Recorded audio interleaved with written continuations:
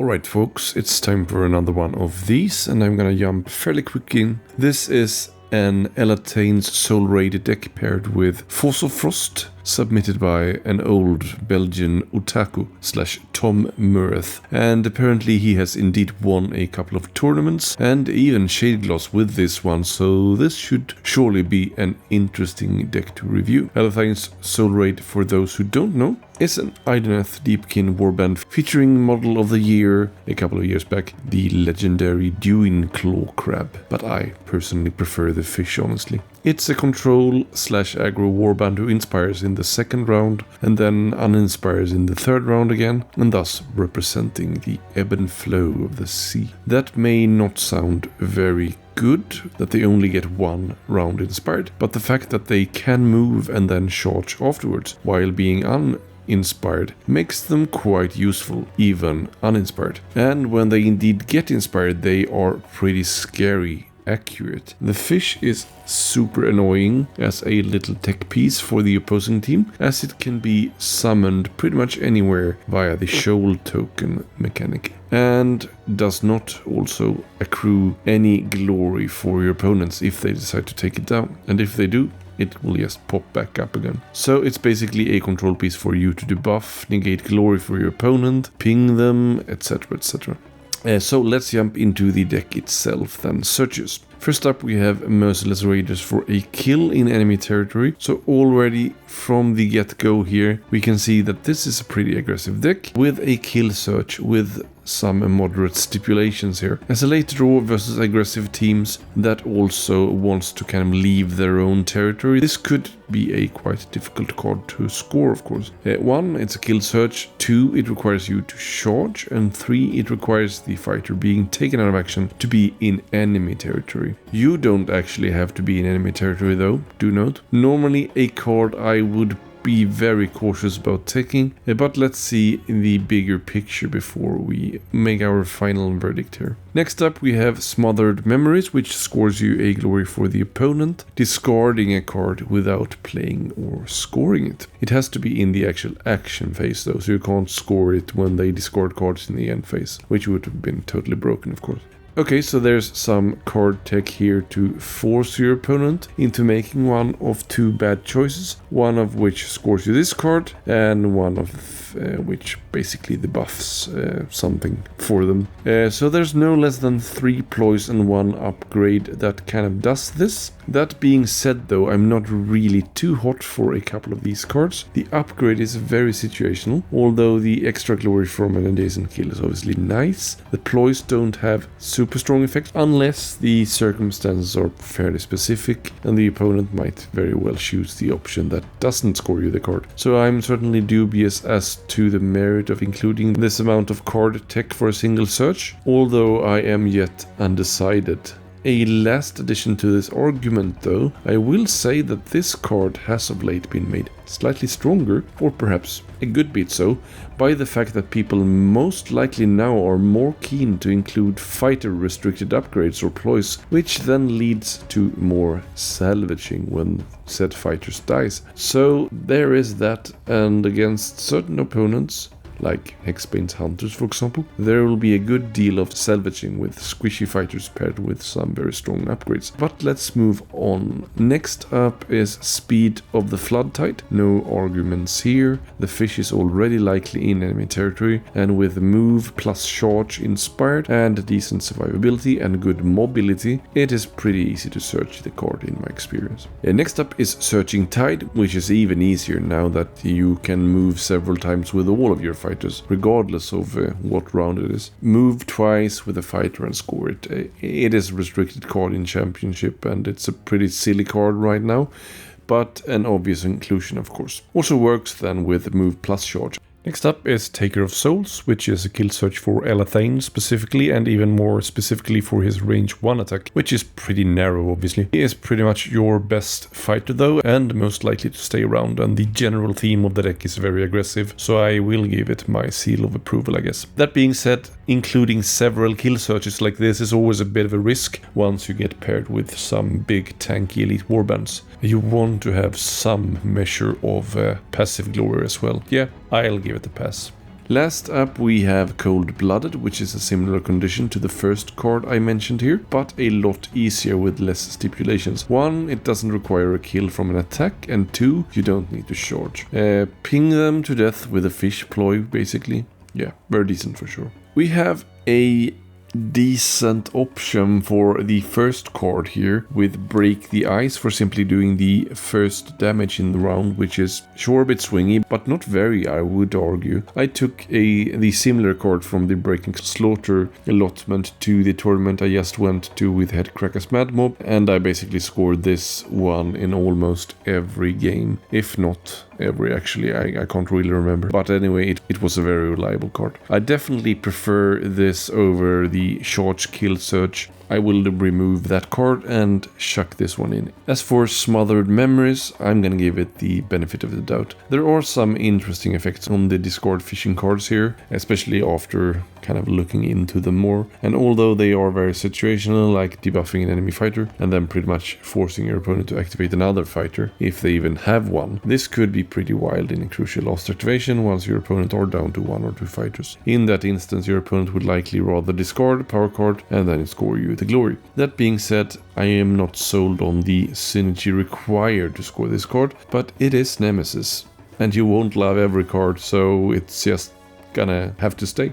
Yeah. So let's move into the end phases then. First up is Tides of Death, which needs us to have 3 charge tokens.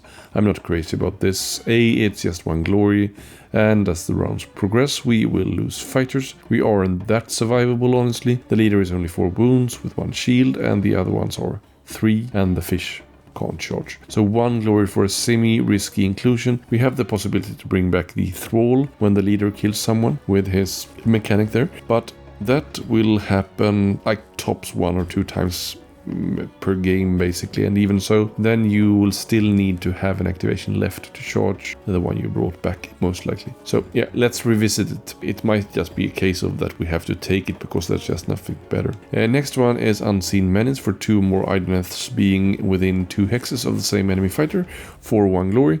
We start with 3 Idoneths here, as the fish and crab don't have that tagline, so this falls into the same kind of category as the last, possibly even more far-fetched for 1 glory. Not sold on it, but this might be another case of the best we can get in Nemesis kind of a deal. Utter Isolation is a fun 2 glory card for having at least 1 friendly fighter alive, while also fulfilling the condition of there being no adjacent fighters whatsoever. This might sound very far-fetched for some of you, but it happens fairly often really, and especially if you plan for it. I think especially late game, of course, when most things are dead. Just remember to move the fish in time for the end phase, and do utilize the crab's push reaction to move away from any pesky enemies that might deny you the scoring of this card. I think this is very reasonable for 2 glory, and a card I pretty much always took when I played these guys frequently. Shield of the Grave was broken, and after the nerf with it requiring 3 dead enemy fighters, it's still pretty solid, but much more of a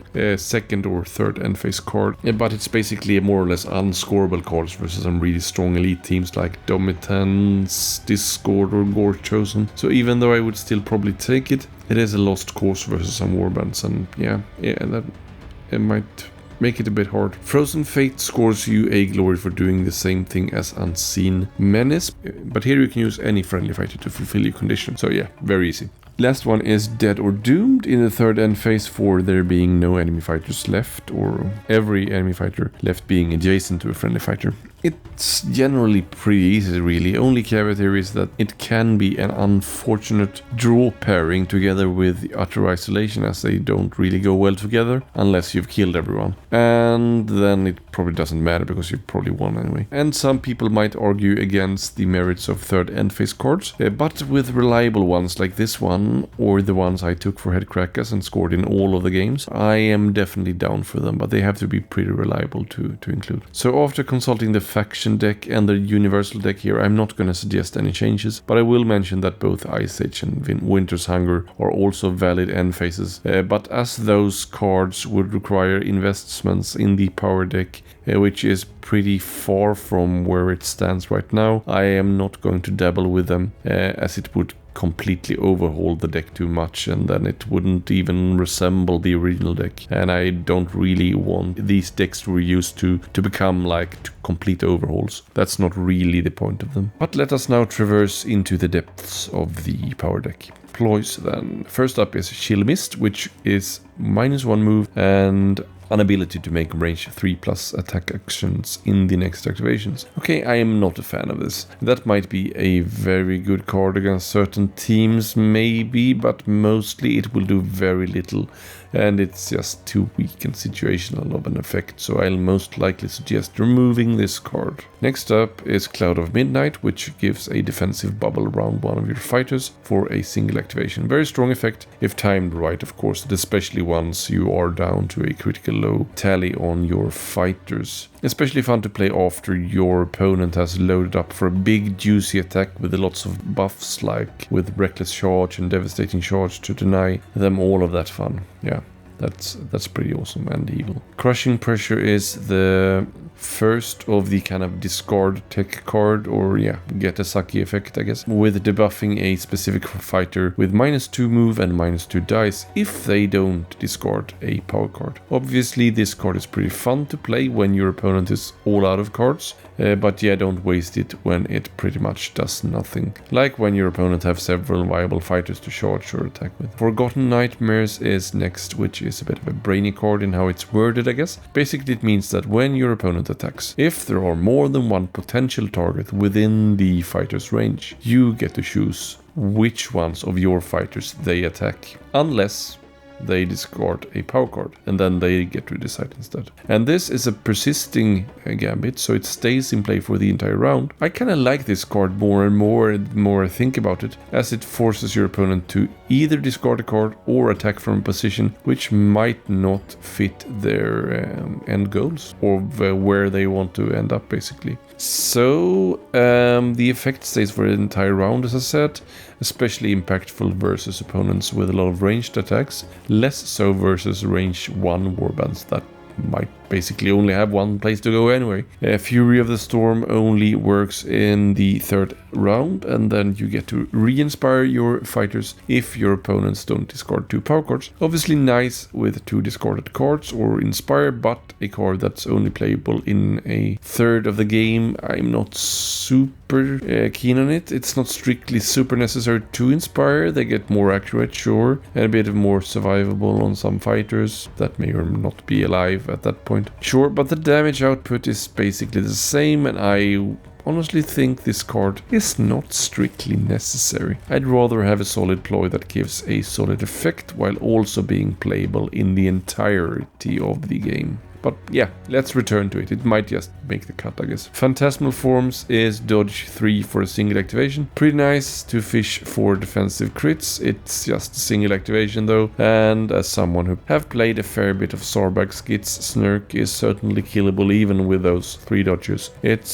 surprisingly how often you roll like 3 shields or something, support or whatever. I don't think it's super necessary, to be honest, but I also don't think it has to go. It's still a decent effect. Shifting Currents is a nice little tech card for moving an objective or moving the shoal token, which is kind of the precursor to when you want to move the fish. I think this is a very solid card, especially once you kind of wrap your head around how the shoal tokens interact with the fish. The ability to toss around objectives is maybe not super crucial for your game plan, but it might certainly mess up your opponent's plan. Just note that you can't move an objective that is occupied by a fighter, but you can move the objective into a hex that contains one. Terranite Venom is a solid card. You get to reroll 1 dice versus 1 fighter for the rest of the round. The caveat here is that that fighter needs to be adjacent to 1 or more friendly fighters when you play this card. But that's what you have the fish for, really. And that leads us into the next card, Spinefin Toxin, which pings an enemy fighter adjacent to the fish, and also negates that fighter to be able to be on guard, and also denies that fighter the ability to make range 3+ attack actions,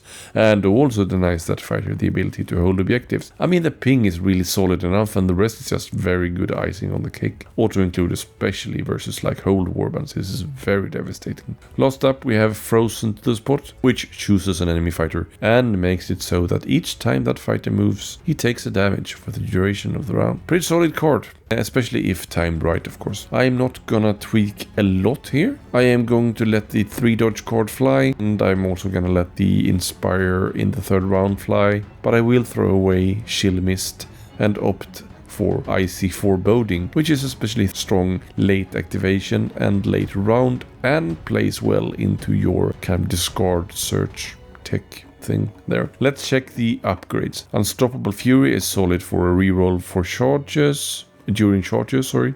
Solid aggro card, really, not much to say. Blizzard Darts is a range 3 swords, 1 damage attack, with also accruing you ice counters after using it. Pretty decent. We don't really need the range. The leader is range 3 and the thrall is range 3 as well, but it might not hurt, I guess.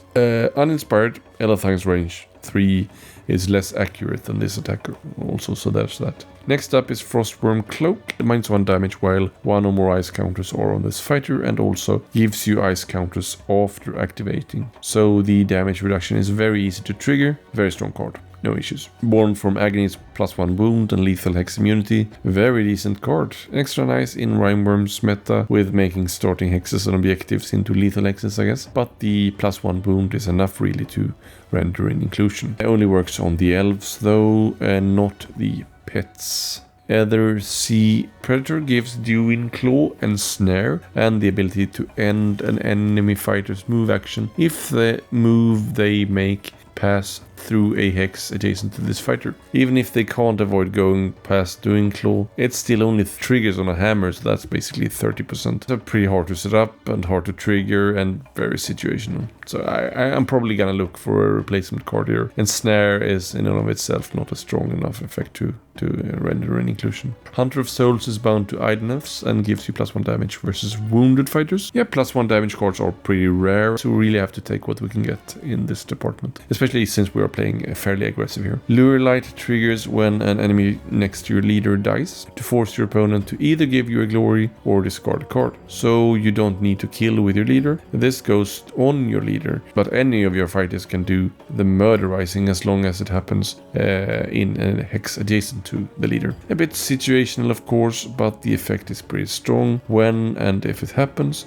so we might keep it depending on what we have to choose from, really. Sanguine Pearl is damage reduction but only adjacent. Still, a lot of the strongest attacks are range 1, but this card has taken a hit, with range 2 being a lot more prevalent now. Still probably worthy of an inclusion. Soulbound is for Tamiel, to give him support from the leader if the leader is within 3. So Tamiel is a pretty solid fighter with +1 damage on the charge on his range 3, and especially on the 3 dice attack supports are extra useful, basically taking him up then to the equivalent of 3 hammers. Very specific upgrade though, so it kind of depends on what else we have to choose from. Last up is Armor of the Sithai, which is another incoming attack debuff. Also only works adjacent, but still a very solid effect. So I do, as I hinted at, want to get rid of the Ether Sea Predator, and I want to find a place then for the Chasm Key, which is a nifty little extra glory in the third end phase, which comes with very easy to manage requirements. Have an ice counter or stand on a feature token. Super duper easy. Just don't play it too early, as to make sure you don't paint a big target ring on your glory inducing fighter there. So let's recap. I swapped out the quite hard kill surge for charging and killing a fighter in enemy territory, and put in a very simple break the ice instead. In the deploy department I threw away the weak debuff, in my opinion, with the -1 move and range 3 blockage for single activation, and opted for moving in Icy Foreboding for a bit of card discarding tech, or basically if your opponents have no power cards, they are forced to choose the charge token option, which can be very devastating, or otherwise they score you the discard search. For the objectives, I ditched the very situational Ether Sea Predator to chuck in Chasm Key for potential vital extra glory for standing on a feature token or having a nice token at the end of the game. That completes this video. Thanks for watching. Do consider to become a member as well. And regardless, do hit the like button to ramp up the video if you would be so kind. If you did appreciate it, of course. So, yep, that's it. Have a nice day.